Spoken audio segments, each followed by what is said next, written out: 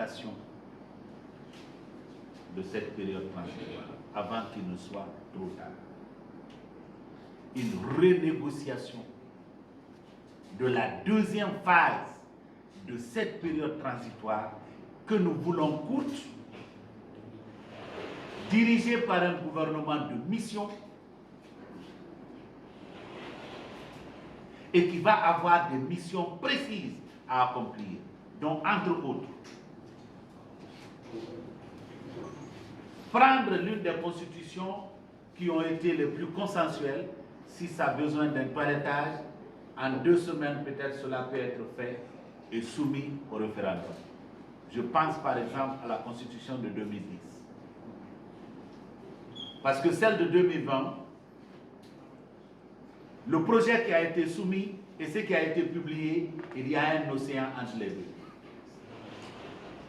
On ne sait donc pas en 2020 quel était vraiment le texte constitutionnel dans notre pays. On ne peut pas donc demander qu'on réhabilite une constitution qui est vraiment dans le noir. Mais celle de 2010 peut être réhabilitée pour permettre aux Guinéens d'aller vers un retour à l'ordre constitutionnel. Et cela passe aussi par une révision du fichier électoral pour doter la Guinée d'un fichier. Au début, nous avions cru, parce que très honnêtement, quand nous avons écouté l'agenda du CNRD, la coalition CPR se reconnaissait dans tout ce qui était dans cet agenda. Et tout cela est encore d'actualité. Parce qu'aussi longtemps que nous serons dans un pays comme dans la jungle, nous ne pouvons pas développer ce pays. On s'est mis à rêver qu'au sortir de cette période transitoire, on aurait chaque Guinéen identifié, qu'il ne serait plus possible en Guinée de se cloner. La conséquence du clonage, demandez à tous ceux qui ont dirigé le ministère de la fonction publique de notre pays. Quand j'étais encore jeune enseignant, à 24 ans, j'ai commencé à enseigner à l'école normale supérieure de Mania. En ce moment-là, on cherchait déjà à savoir combien il y avait de fonctionnaires dans la fonction publique de la Guinée. Ça, c'était en 87. Aujourd'hui encore, on cherche à savoir combien il y a de fonctionnaires dans la fonction publique. Parce que simplement, en Guinée, on peut se cloner le nombre de fois qu'on veut. Beaucoup de ceux qui sont aujourd'hui à la fonction publique, ils sont nés après avoir obtenu leur diplôme. On a pensé que ça serait derrière nous. On a pensé que le mensonge qui a toujours été dit aux Guinéens, qu'on peut les protéger, on a une direction de la protection civile, que je considère être un gros mensonge. Parce que vous ne pouvez pas protéger quelqu'un dont vous ne pouvez pas situer, localiser à l'instant T où il a besoin de protection. On avait rêvé que cette période transitoire nous permettrait d'avoir cela derrière. On avait rêvé que le peuple de Guinée, l'habitat de ce pays, qu'on serait mieux compté pour qu'on sache combien nous sommes, combien il y a de femmes, combien il y a d'enfants, combien il y a d'adultes. Parce qu'il faut qu'on connaisse cela pour bien planifier le développement de notre pays. Mais c'est devenu du brouillard.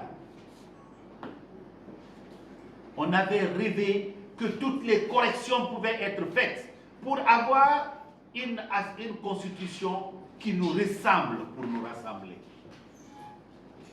Malheureusement, cette constitution qui nous ressemble pour nous rassembler ne semble pas vouloir sortir. Et voilà toutes les raisons pour lesquelles nous avons pensé qu'il faut aujourd'hui faire, n'est-ce pas, une rectification en sauvant ce qui peut être sauvé. Mais en se disant, si on ne s'assoit pas autour de la table pour renégocier la deuxième phase de la période transitoire, eh bien, on peut risquer de connaître encore d'autres drames dans notre pays. Nous venons d'en connaître un au sud. On est encore loin de savoir combien de personnes y sont mortes, combien de personnes sont entre la vie et la mort. On nous a promis une commission d'enquête. Elle est en train de travailler, on ne sait pas. Sous d'autres yeux, quand une commission d'enquête est mise pour des drames comme celui-là, au moins une fois par semaine, on vient devant vous, les journalistes, pour dire nous avons commencé. Est-ce que le bilan a évolué? Parce qu'on a parlé des gens qui sont perdus. Si quelqu'un est perdu en Zéro Corée, ça fait plus de 2 semaines. Si elle n'est pas encore retrouvée, on ne l'a pas encore trouvée dans un centre de santé, dans un hôpital, quelle conclusion peut-on tirer? Est-ce que quelque chose est en train d'être fait? Nous avons besoin, n'est-ce pas, pour assurer la continuité donc, de l'État, redresser la gouvernance, mettre en place un gouvernement d'union nationale qui devrait être la conséquence, n'est-ce pas, du dialogue que nous appelons de toutes nos forces. Celle-là, il faut mettre tout en œuvre pour que tous les acteurs aient la confiance minimale pour être autour de la table pour parler de la Guinée et négocier la sortie de cette période transitoire, parce qu'aujourd'hui, on ne sait plus dans quoi nous sommes.